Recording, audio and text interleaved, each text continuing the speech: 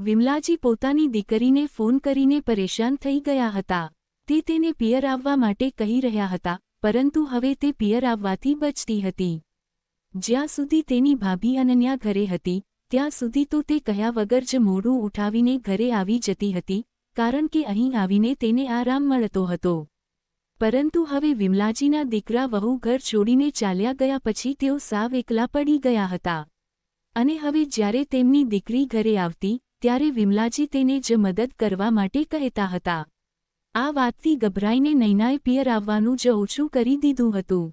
વિમલાજી પહેલાં તો દીકરા વહુ સાથે રહેતા હતા, એટલે આખો દિવસ તેમના પર હુકમ ચલાવવામાં તેમનો સમય નીકળી જતો હતો। પરંતુ હવે એકલું ખાલી ઘર તેમને કરડવા દોડતું હતું।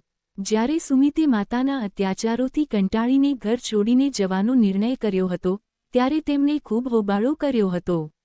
વિમલાજીને લાગ્યું હતું કે તેમનો દીકરો ઘર અને પ્રોપર્ટીની લાલચમાં તેમની વાત માની જશે અને તેમની સાથે જ રહેશે।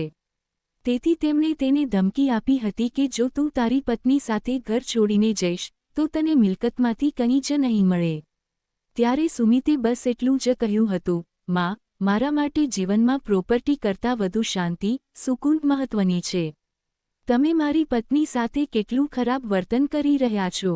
આવા અસુરક્ષિત માહોલમાં મારી પત્ની અને બાળકો કેવી રીતે રહી શકશે? તેમના ભલા માટે મારે કઠોર પગલું ભરવું જ પડશે। જો કે હું તમારી પ્રત્યે પણ ફરજ નિભાવવા માંગતો હતો, પરંતુ તમે પોતે જ મને મજબૂર કર્યો છે કે હું ઘર છોડીને ચાલ્યો જાઉં। વિમલાજીને તે સમયે ખૂબ ગુસ્સો આવ્યો હતો કે પોતાની પત્ની અને બાળકના ચક્કરમાં તે માને છોડીને જઈ રહ્યો છે। તેથી તેમણે તેને ખૂબ સંભળાવ્યું હતું।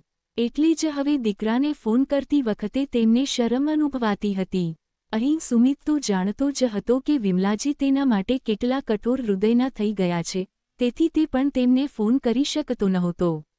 જો કે તે વિચારતો હતો કે માં એકલી કેવી રીતે રહેતી હશે, પણ બીજી જ ક્ષણે તેને યાદ આવી જતું કે માએ તેની પત્ની પર કેટલા અત્યાચાર કર્યા છે, એટલે તે પોતાની જાતને રોકી લેતો હતો।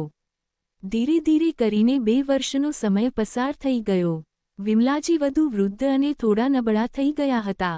જો કે હવે તેમની અકડ ઢીલી પડવા લાગી હતી, કારણ કે દીકરો વહુ જ્યારે સાથે રહેતા હતા ત્યારે તેમને કંઈ સમજાતું નહોતું, પણ હવે તેમને લાગતું હતું કે બાળકો હોવા છતાં મારે એકલી જિંદગી વિતાવવી પડી રહી છે।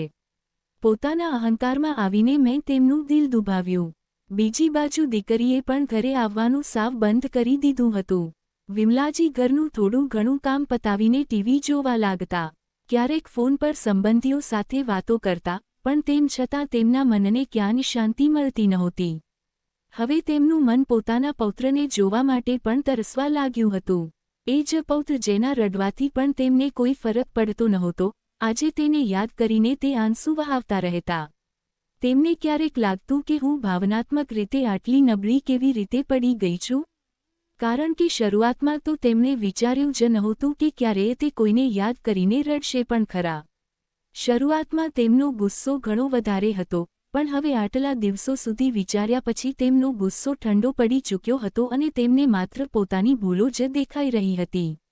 ઉપરથી દીકરા વહુ સાથે આટલા મહિનાઓથી કોઈ વાતચીત પણ થઈ શકી નહોતી, તો તેમને આ વાત ખટકવા લાગી હતી અને તે વિચારવા લાગ્યા હતા કે શું મેં મારા દીકરાને એટલી તકલીફ આપી છે કે તે એકવાર વળીને ફોન પણ નથી કરતો? અહીં સુમિત ભલે માને ફોન નહોતો કરતો, પરંતુ તે આસપાસના લોકો સાથે વાતચીત કરીને તેમના હાલચાલ જાણી લેતો હતો।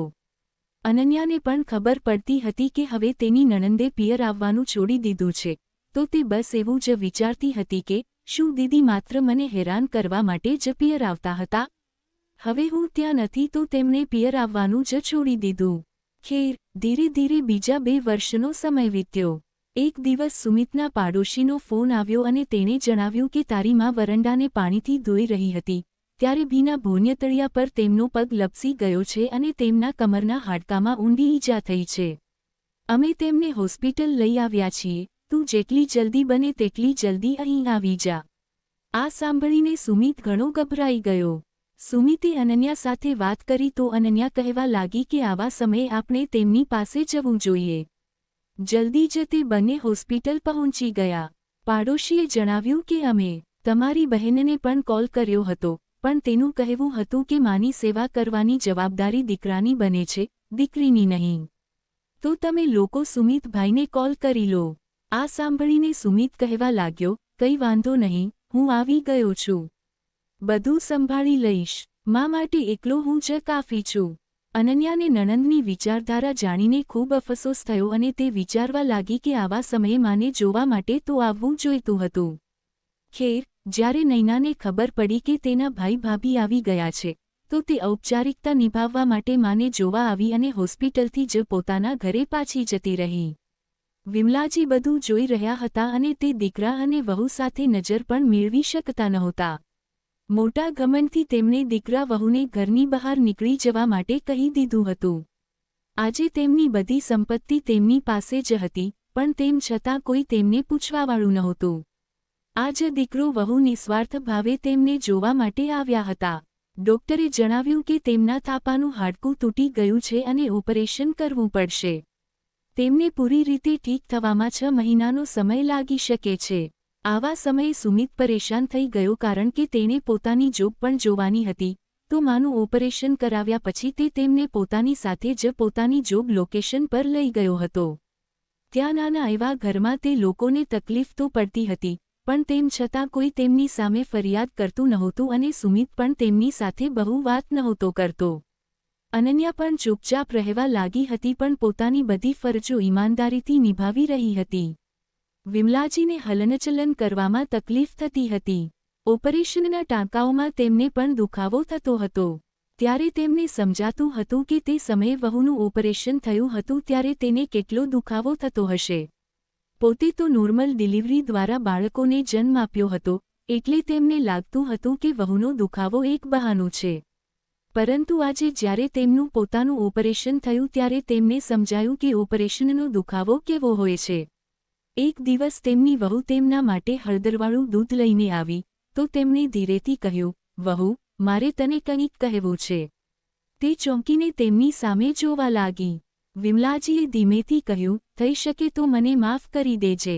મેં તારા ઓપરેશન સમયે તારી સાથે સારું વર્તન નથી કર્યું.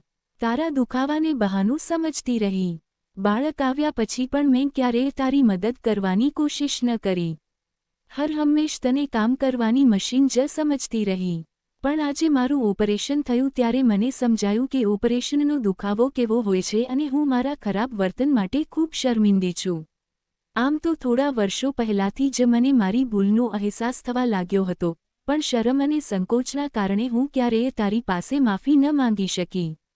બોલતા બોલતા તેમણે પોતાના હાથ જોડી દીધા અને તેમનો અવાજ ગળગળો થઈ ગયો. અનન્યા હેરાનીથી તેમનો ચહેરો જોઈ રહી હતી. બસ એક ક્ષણમાં જ તેની બધી નારાજગી ઓગળી ગઈ. અનન્યાનું દિલ જ કંઈક એવું હતું. તે તો બસ સાસુ પાસેથી પ્રેમભર્યા વર્તનની આશા લઈને જ સાસરે આવી હતી. પણ હવે જઈને તેને એ પ્રેમ પોતાની સાસુની આંખોમાં દેખાઈ રહ્યો હતો. તેનું ગળું ભરાઈ આવ્યું. તે એટલી પથ્થર દિલ નહોતી કે કોઈ સામેથી પશ્ચાતાપના આંસુ વહાવતા તેની પાસે માફી માંગે અને તે તેમને માફ ન કરે. તેણે ધીરેથી તેમને ગળે લગાવી લીધા અને કહેવા લાગી, માજી, તમને તમારી ભૂલનો અહેસાસ થઈ ગયો, એ જ મારા માટે કાફી છે. ત્યારબાદ તો વિમલાજીએ એક વસિયત બનાવી અને પોતાની બધી પ્રોપર્ટી પોતાના દીકરા વહુના નામે કરી દીધી. હવે જઈને તેમના મનને એક શાંતિ હતી, નહીં તો આટલા દિવસોથી તે પોતાના પસ્તાવામાં તરફડી રહ્યા હતા. તેમને લાગતું હતું કે કદાચ મારું હાડકું તૂટવું, એ ઈશ્વરનો એક ઇશારો અથવા પશ્ચાતાપ કરવાની એક તક જ આપવી હતી. મિત્રો, અહંકાર અને કઠોરતા સંબંધોને તોડી નાખે છે, પરંતુ સમય, અનુભવ અને પશ્ચાતાપ માણસને પોતાની ભૂલોનો અહેસાસ જરૂર કરાવે છે. જ્યાં સુધી આપણે બીજાના દુઃખને સમજવાની કોશિશ નથી કરતા, ત્યાં સુધી સંબંધોમાં અંતર જળવાયેલું રહે છે.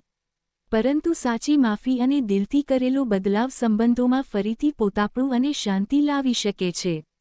પરિવાર ફક્ત હુકમ ચલાવવા કે કોઈની પાસે કામ કઢાવવા માટે નથી હોતો, પરંતુ સુખ દુઃખમાં સાથ આપવા માટે હોય છે.